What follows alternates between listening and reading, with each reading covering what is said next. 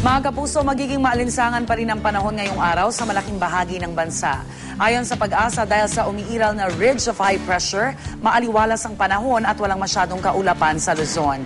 Gayunman, may tsansa pa rin ang pag-ulan ngayong araw sa silangang bahagi nito.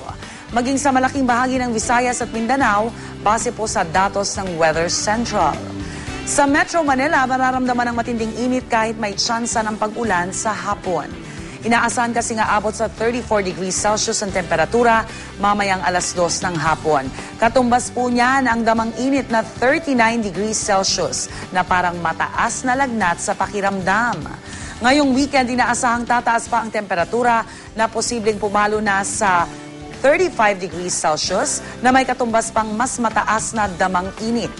Kaya sa mga nagbabalak na lumabas o kahit doon sa mga gusto lang manatili sa bahay, magsuot po kayo ng preskong damit, ihanda ang mga panlaban sa init at ugaliing uminom ng tubig para iwas dehydration.